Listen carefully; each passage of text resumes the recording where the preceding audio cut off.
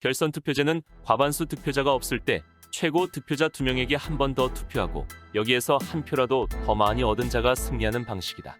이 제도의 목적은 과반수 득표의 당선자를 탄생시켜 민주적 정통성, 대표성, 통치성을 강화하려는 것이다.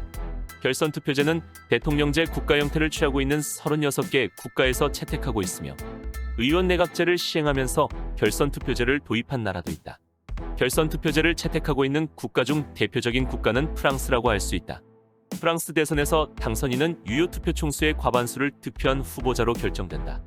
1차 투표에서 당선 요건을 충족하는 자가 없는 경우 다수표를 얻은 2인을 대상으로 1차 투표일 후 두 번째 일요일에 2차 투표를 실시한다.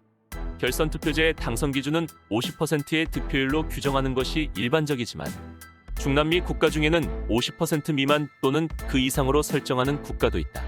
예를 들어 코스타리카는 40% 이상 득표할 경우 당선인으로 결정되는가 하면 아르헨티나는 45%, 시에라리온에서는 55%를 당선 기준으로 설정하고 있다. 아르헨티나의 경우 특징적인 점은 1차 투표에서 1위 득표자의 득표율이 당선 기준인 45%에 못 미쳐도 40% 이상의 득표율과 2위와 10% 이상의 득표차를 보이면 결선 투표 없이 당선되도록 규정하고 있다는 것이다. 결선 투표제는 과거 권위주의 체제를 경험한 국가들이 민주주의로 이행하면서 많이 채택되었다. 절차적 정당성이나 대표성을 보다 높일 수 있는 대안적인 방식으로 생각되었기 때문이다. 아프리카에서 대부분의 국가들이 결선 투표제를 실시하고 있는 것은 과거의 프랑스의 식민지였던 국가들이 프랑스가 실시하는 결선 투표제를 그대로 받아들였기 때문이다. 1970년 칠레 대선에서 인민연합의 아엔데는 36.6%로 당선되었는데 2위가 35.3%, 3위가 28.1%를 득표했다. 대통령이 된 아엔데는 선거 과정에서 제시한 주요 공약을 이행했다. 물가 동결, 임금 인상, 석탄 및 철강 산업 국유화, 주요 구리광산과 시중은행의 국유화 등이다. 그 결과는 기득권층의 강력한 반발이 있었고 3년 뒤 아우구스토 피노체트의 쿠데타로 비극적 최후를 맞는다.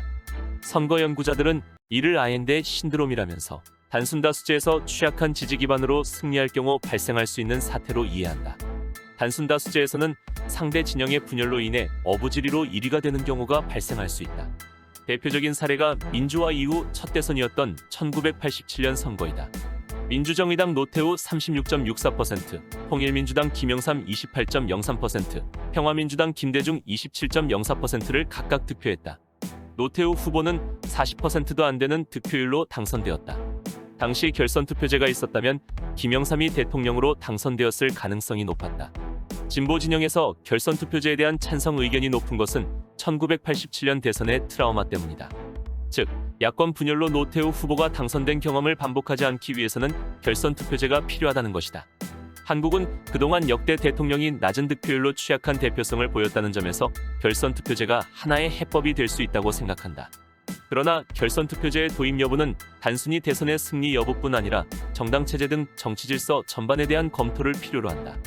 국민 주권 원리에 부합하는 제도라는 평가가 있는 반면 인위적 과반 조성으로 문제점이 적지 않다는 지적도 존재한다. 결선 투표제의 필요성이 제기된 것은 우리만의 일은 아니며 실제 많은 대통령제 국가에서 도입됐다. 그러나 그 결과는 그다지 신통치 않다. 결선 투표제의 장점으로 첫째, 더 많은 선택지를 갖게 된 유권자가 종전처럼 차선이나 차악을 선택하는 고통 없이 자신의 진정한 선호에 따라 한 표를 행사할 수 있다는 것이다. 일반적으로 1차 투표에는 사표 걱정 없이 원하는 후보를 선택하는 진성투표를 할 수 있고 2차 투표 때에는 지지했던 후보와 이념적으로 가장 가까운 후보에게 전략적 투표를 할 수 있다. 이에 따라 대의제도에 대한 효능감도 올라가게 될 것이다.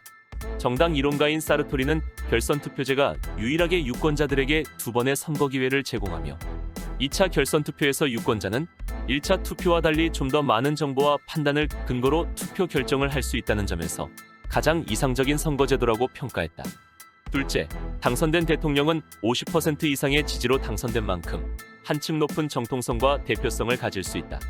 결선 투표제는 선출된 권력의 정당성을 강화시킨다.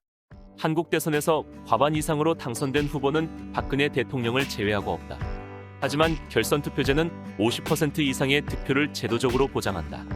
따라서 결선 투표제는 국민의 전체 의사를 대표하기 위해선 절대 과반수 이상이어야 민주적 정통성을 확보할 수 있다는 루소의 조건을 충족시킬 수 있다.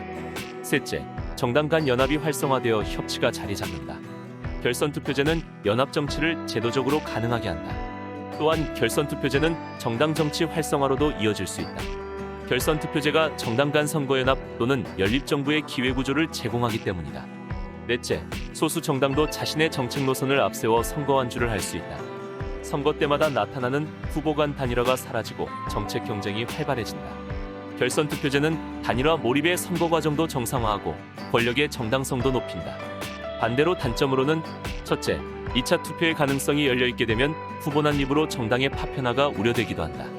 2차 선거에 앞서 후보 사이의 합종연행은 대개 선거 부정이 개입되거나 논공행상 격의 자리 배분이 매개되기 마련이다.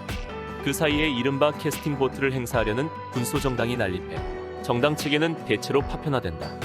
둘째, 매우 우연적인 요소가 선거 결과에 영향을 주면서 정치의 불확실성을 키운다. 1996년 에콰도르 대선 2라운드에서는 바로 첫날 월드컵 예선의 참패로 성난 유권자가 여당 후보 대신 좌파 후보를 선택하게 만든 일까지 일어났다. 셋째, 두 번에 걸쳐 투표를 실시함으로 선거 비용의 증가와 선거 관리에 어려움이 있다. 그런데 문제는 실시한다고 결정하더라도 어떻게 실행하느냐가 문제다. 결선 투표제를 하려면 개헌이 필요하다는 의견과 헌법이 구체적인 선거 방법은 법률로 정하도록 규정하고 있기 때문에 선거법만 손질해도 된다는 의견이 있다. 개헌이 필요하다는 입장은 결선 투표제를 도입하려면 상대다수제에서 절대다수제로 변경해야 하는데 현행 헌법상 대통령 선거의 당선인 결정 방식은 상대다수제를 의미하므로 헌법 개정 없이는 불가능하다는 것이다. 반면 결선투표제 도입의 개헌이 불필요하다는 입장은 현행 헌법이 대통령 선거의 당선인 결정 방식으로 상대다수제를 명시적으로 규정하지 않고 법률에 위임하고 있기 때문에 위헌이 아니라는 입장이다.